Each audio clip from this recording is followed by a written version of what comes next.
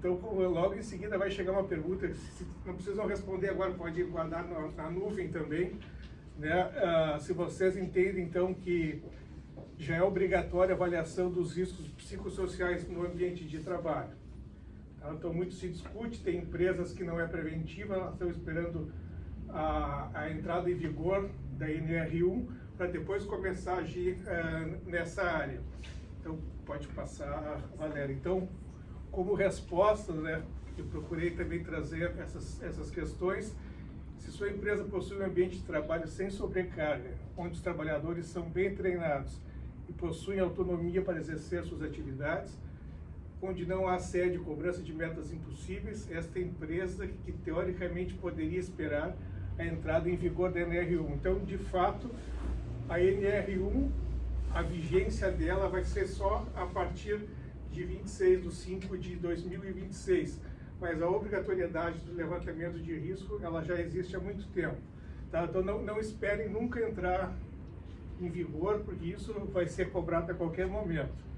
Então, gerenciar os riscos psicossociais não pode ser visto como um mero cumprimento de normas, mas sim como uma forma de prevenção de riscos futuros. Muitas das empresas negligenciam a prevenção emocional dos seus trabalhadores e somente agem após o adoecimento, o conflito ou a judicialização do problema, atuando apenas como medidas corretivas e punitivas. Portanto, é preciso reposicionar a saúde mental como prioridade, não como reação.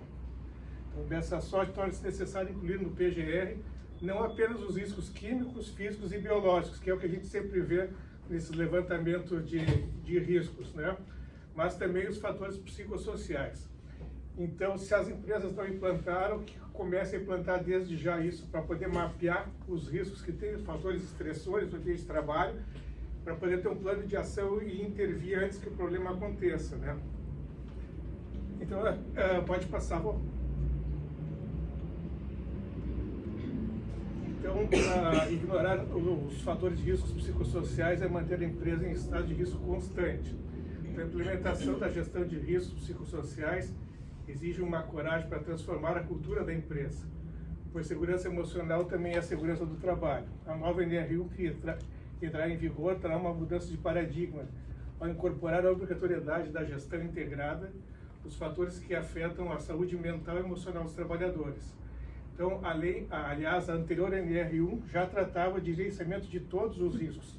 Não era cultura tratar das questões emocionais psicossociais, tá?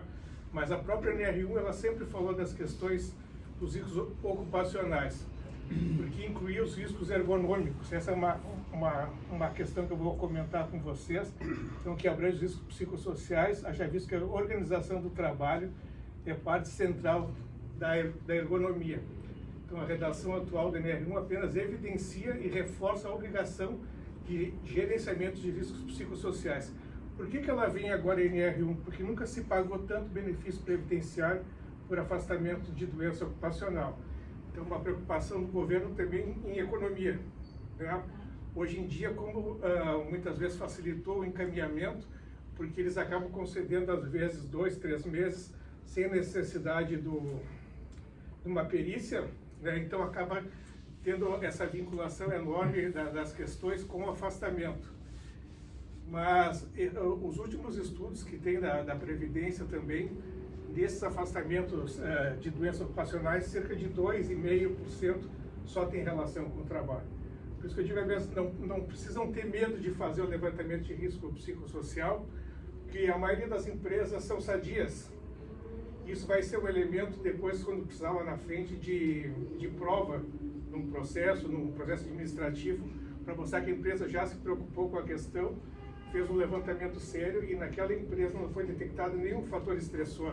Então, já serve também como, pode passar, como medida preventiva.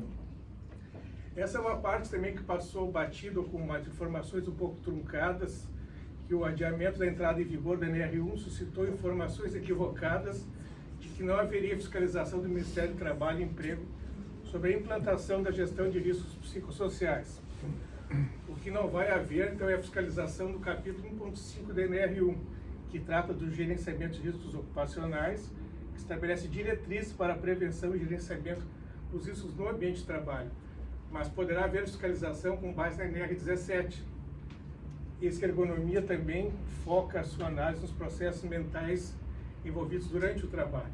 Então, a ergonomia organizacional concentra a sua atenção na relação entre os trabalhadores e a organização, em particular sobre os aspectos organizacionais que têm impacto sobre o trabalho, como sistema de avaliação, ritmos estabelecidos de trabalho, autonomia, suporte social, suporte hierárquico, conteúdo das tarefas, sentido do trabalho, etc. Então, portanto, só não haverá fiscalização do Ministério do Trabalho e Emprego, fundamento na norma que está prevista na alteração da NR1, mas poderá haver fiscalização sobre o mesmo conteúdo com base na NR17, como também na 33 e 35, que menciona a necessidade de avaliação de riscos psicossociais. Então, se a empresa tem um histórico de adoecimento mental, que já teve afastamentos, ou se houver uma denúncia ao Ministério do Trabalho, ele vai lá fiscalizar. Então, se ele achar que tem fator estressor, se ele achar que é cabível a notificação, ele vai notificar, e ele não precisa notificar com base na NR1, porque essa ela não entrou em vigor ainda, mas ele vai notificar com base na NR17. O exemplo da NR33 é trabalho de espaço confinado. Então, para a pessoa trabalhar no espaço confinado, né, ela vai ter que ter uma avaliação psicológica para ver se ele vai ter estrutura de trabalhar ali. O ASO é diferente e tal, então isso já, as empresas que trabalham com isso, elas já têm que ter esses estudos. Empresas como banco, hospitais, normalmente também já tem, porque são locais onde o estresse emocional é muito grande e normalmente tem muito afastamento, licença do trabalho por causa das questões emocionais. Então essas empresas, elas acabam tendo o levantamento de riscos nos seus PGRs. Pode passar. A parte que toca mais ao meu trabalho aqui também, que a gente está sempre cuidando de processos trabalhistas na área de adoecimento. Então, uma análise ergonômica psicossocial não implica necessariamente em reconhecimento de riscos ocupacionais no ambiente de trabalho. Ao contrário, uma avaliação criteriosa das condições laborais pode concluir que não há fatores estressores capazes de desencadear ou agravar um transtorno psicológico, para que uma empresa possa alegar que se preocupa com a sanidade mental dos seus trabalhadores, e uma defesa judicial é imperioso que apresente uma análise ergonômica psicossocial, demonstrando que tomou medidas capazes de avaliar o risco e interferir no caso de detecção de estresse no trabalho. Eu estava comentando também, a gente tem uma vara especializada que sempre trabalha a sexta vara. Então, tem dois juízes, o Dr. Marcelo e a doutora Fernanda. Então, eles conhecem muito as matérias envolvendo acidente e estão se dedicando bastante nessa área. E uma área que está crescendo agora também é uma avaliação ergonômica, não só para levantamento de mobiliário e de outras questões, mas também da questão organizacional. Então, são raríssimos os ergonomistas que sabem ou que têm conhecimento para fazer essa avaliação, mas é um profissional que está para prestar também esse serviço, né? Além de outros que interagem no mesmo assunto. Então, é necessário demonstrar que adotou medidas para prevenir os riscos, com a implantação do programa de treinamento, política de combate ao assédio, espaço de escuta e acolhimento e ações de apoio à saúde mental. Essa semana atendi também um gerente de uma empresa, então ele disse assim para mim, olha, teve muita reclamação lá no meu setor, eu mesmo recebi 5 reclamações na ouvidoria e na escuta. Aí eu perguntei os motivos, tal, ele alegou os motivos, tá, e o que foi o levantamento, o que vocês fizeram? Então já passou 2 meses, ainda ninguém definiu nada. Então também não adianta tu ter um programa se tu não tiver quem execute e não tiver responsáveis por executar, né? Porque ter um programa e deixar também na gaveta não vai adiantar para nada. Pode passar. Então a importância aqui, só para reforçar, a organização do trabalho é definida com a maneira como o trabalho é estruturado, distribuído, processado e supervisionado. Então a mudança no mundo do trabalho do século XXI está calcada nos avanços tecnológicos e modelos de gestão focados na intensidade do trabalho, na busca de metas e nos resultados a curto prazo. Esse novo modelo organizacional potencializa os riscos psicossociais, podendo causar estresse e adoecimento do trabalhador. No entanto, os fatores psicossociais relacionados ao trabalho comumente não são objetos primários da investigação, porque hoje em dia já é a segunda causa de afastamento do trabalho, são as doenças emocionais. Então vai mudar um pouco a cultura e o olhar também preventivo. Então ter um bom programa de gerenciamento de riscos ocupacionais que contemple os riscos psicossociais é medida essencial à prevenção e preservação da saúde dos trabalhadores, na medida que pode prevenir diretamente a ocorrência de transtornos mentais, distúrbios osteomusculares e parte dos acidentes típicos do trabalho. Pode passar. Então, aqui já é mais uma parte um pouco mais operacional, então a identificação dos riscos, o que se recomenda, que a primeira etapa fundamental na elaboração da avaliação dos fatores psicossociais é a identificação dos riscos no local de trabalho, o que envolveria uma análise cuidadosa das atividades realizadas e os possíveis perigos associados a elas. Então, é recomendável que a empresa realize um estudo detalhado das tarefas desempenhadas, identificando os perigos e os riscos associados a cada uma delas. Considerar fatores como maquinário, produtos químicos, ergonomia e quaisquer outros elementos que possam representar um risco para os empregados. Classifica os riscos por grau de severidade, que às vezes a empresa tem tanto problema que não sabe por onde começar. Vamos começar sempre pelo mais grave, né? Isso ajudará a priorizar as ações de controle e direcionar os recursos adequados para mitigar os riscos mais críticos. Pode passar. Então não adianta você dizer que treinar ou der equipamento se não fiscalizar e não documentar. Então tudo que for feito na empresa tem que ser documentado, que um dia vai precisar apresentar para algum órgão do governo. Registrar todos os riscos identificados no documento oficial, que servirá como base para o desenvolvimento do PGR. Certifique-se de documentar detalhadamente cada risco, incluindo sua descrição, impactos potenciais e as áreas ou atividades específicas em que ocorrem. Pode passar. Então, definição das medidas de controle adequadas e elaboração de um plano de ação.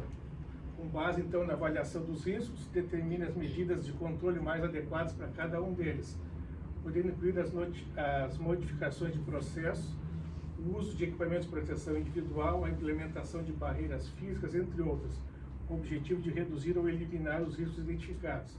Desenvolver um plano de ação claro e detalhado, estabelecendo as etapas específicas que serão realizadas para implementar as medidas de controle, definindo prazos, responsabilidades e recursos necessários para a ação. Não adianta mapear tudo, ter o documento e não houver ação depois também. A empresa está sem dinheiro agora, vou deixar para o segundo momento. Normalmente os acidentes acontecem nesse período do limbo aí, entre ter o instrumento para verificação do risco e a realização. Pode passar. Então, a alocação das responsabilidades, distribuir as responsabilidades entre os membros da equipe, designando quem seja responsável por cada tarefa no plano de ação, certificando-se de que todas as áreas relevantes sejam envolvidas e que todos os empregados estejam cientes de suas responsabilidades. Então, aqui a questão mais também dos treinamentos, pode passar. Então, aqui, treinamento, conscientização dos empregados, monitoramento e revisão. Então, promover treinamentos regulares para os empregados, visando conscientizá-los sobre os riscos presentes e as medidas de controle adotadas. Certifique-se que os empregados saibam como utilizar corretamente os equipamentos de proteção, sigam os procedimentos de segurança e estejam cientes dos produtos estabelecidos. A gente acompanhou um treinamento numa empresa metalúrgica, de 20 empregados, 2 sabiam usar o protetor auricular, o resto não sabia. Não tinha treinamento, não sabia nem como usar. Então, o que parece óbvio, muitas vezes não é. Então, uma vez implementado o PGR, é fundamental monitorar sua eficácia e realizar revisões regulares para garantir que seja atualizado e alinhado com as necessidades da empresa. O ambiente de trabalho está em constante evolução, assim como os riscos associados a ele. Portanto, é essencial revisar e atualizar o PGR regularmente, incorporando novos conhecimentos e melhores práticas e mudanças nas regulamentações para garantir a eficácia a eficácia contínua do programa. Pode passar. Então, para ir mais já para a parte final, a avaliação psicossocial persegue o mesmo objetivo das outras áreas de prevenção dos riscos ocupacionais, que é identificar os fatores de risco e estabelecer medidas de melhoria para prevenir danos. A correta intervenção deve começar com o mapeamento dos riscos, passando pela coleta de dados e a escuta dos trabalhadores e análise organizacional. Eu deixei em negrita a escuta, porque tu não consegue fazer nenhum programa de prevenção decente se tu não ouvir o trabalhador, quem está executando o trabalho e tem conhecimento das dificuldades que tem para realizar. Então, o objetivo é propor soluções que melhorem o clima organizacional e reduzam os danos. Investir em prevenção é cuidar da saúde dos trabalhadores, reduzir afastamentos, aumentar a produtividade e melhorar o clima organizacional. Pode passar. Então a gente deixou algumas sugestões aqui que ajudam a eliminar um pouco o adoecimento também do trabalhador e da própria organização. Então a criação de grupos de trabalho, incluindo representantes dos empregados para sugestões e eliminação de riscos, contratar empresas de medicina do trabalho que mantêm profissionais técnicos comprometidos com a preservação e conservação da saúde do trabalhador, transmitir de forma clara as atividades a serem executadas pelos trabalhadores, dividindo bem as tarefas entre eles para que não fique ninguém sobrecarregado também, capacitar os trabalhadores garantindo que recebam treinamento adequados sobre os riscos ocupacionais e as medidas de controle. Reconhecer sempre os esforços e os trabalhos bem feitos. O elogio para o trabalhador de vez em quando é bom também, né? Porque às vezes o pessoal só cobra e esquece de elogiar. Então, para a saúde mental é bem importante que quando se trabalha bem também se tenha o elogio. Permitir que os trabalhadores conciliem a vida familiar e social com o trabalho. Tem gente que vive só para o trabalho, né? Então não tem tempo para lazer, para a parte social, familiar, e isso uma hora vai acabar trazendo uma estafa nele, um adoecimento. E apostar em bons líderes, né? Que consigam transmitir aquilo que a empresa deseja que transmita de uma forma suave e educada. Então, acho que era, indo para o final, era isso, gente. Agora eu fico à disposição para perguntas aqui.